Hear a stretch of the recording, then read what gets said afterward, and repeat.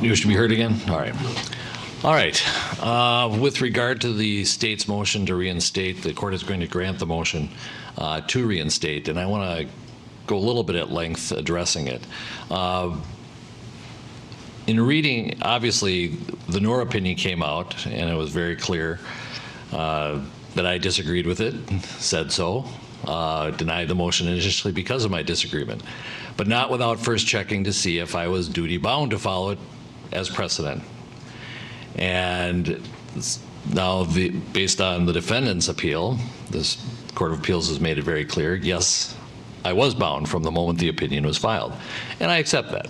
I even agree with the decision in State versus Chauvin that their opinions have precedential value immediately.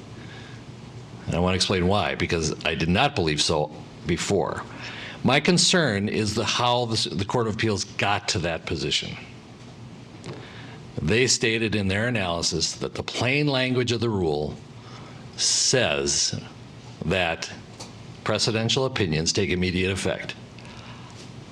That implies that this court disregarded plain language in the rules, or at worst, was too lazy to look up the rules. Neither is the case. Upon reading the Noor opinion, realizing its application to this case, this court immediately turned to the rules to look for plain language as to when opinions that are marked as precedential have in fact that precedential effect. We found silence, not plain language. I think the Court of Appeals reaches too far by saying there's plain language in the rules. There is silence. There is not language prohibiting or saying that it is entered at judgment or that it takes effect immediately, but it is silence. And I think what the Court of Appeals has inferred from the silence is that opinions take immediate effect when filed. I accept that because of my second reason. Despite my disagreeing with them that the plain language is there, it is my belief and an analysis that courts have inherent judicial authority to say when their opinions have effect.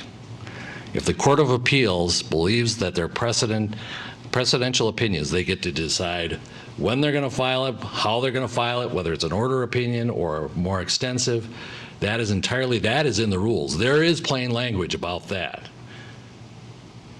But clearly every court has inherent judicial authority to decide when their opinions will be effective. Because the rules were silent, in this court's view, our next step is to look for case law. And we found Collins, which said it does not have precedential value until judgment is entered.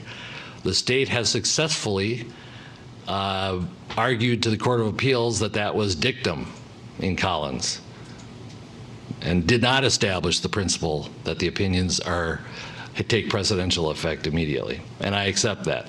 That is their ruling. And based on that, I think the inherent judicial authority, there is that authority to make that decision and to say, when we file a precedential opinion, it has immediate effect.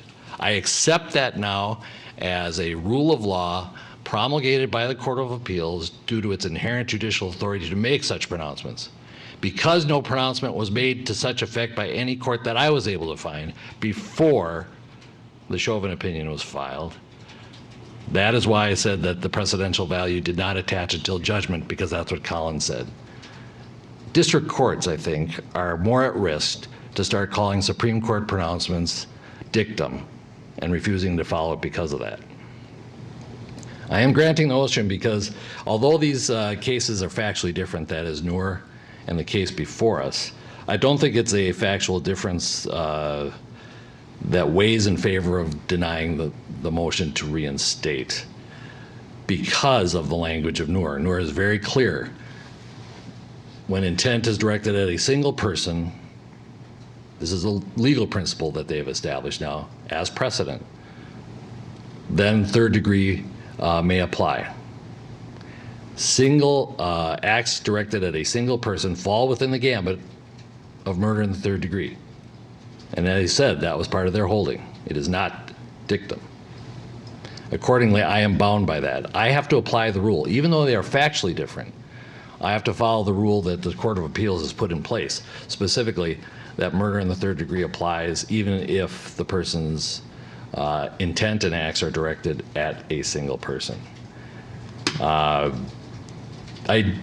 disagree with the state that the defense has forfeited any other grounds, and so that's why I'm permitting the other grounds to be argued, but I did not find them availing here. First of all, the ex post facto, the statute has not changed. It has remained the same for years, was the same as it is today as it was on May 25th of 2020.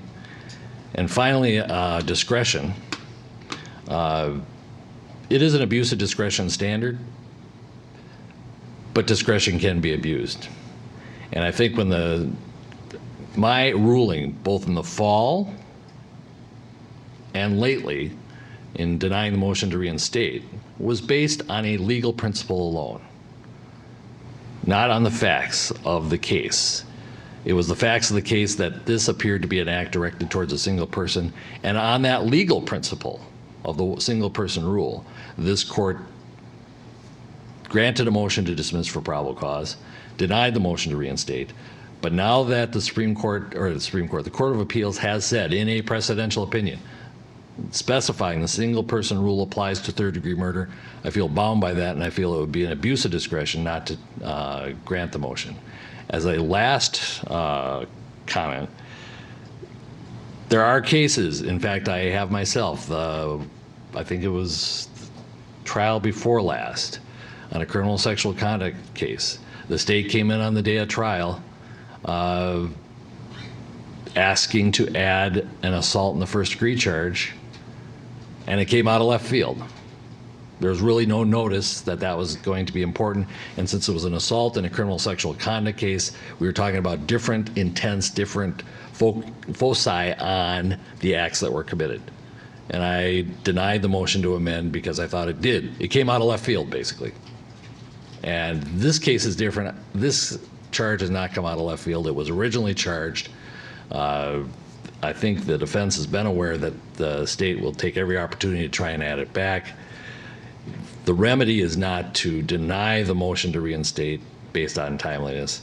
It is to grant a motion for continuance if the defense can prove to me they are prejudiced by this ruling. So, murder in the third degree is reinstated as originally charged. In this case, this is not a decision as to the other three defendants who are set for trial on a later date, and we'll address that later. Mr. Nelson, anything, are you ready to proceed? I'm ready to proceed. All right, no other requests? No other requests. All right, we'll then proceed. We're going to take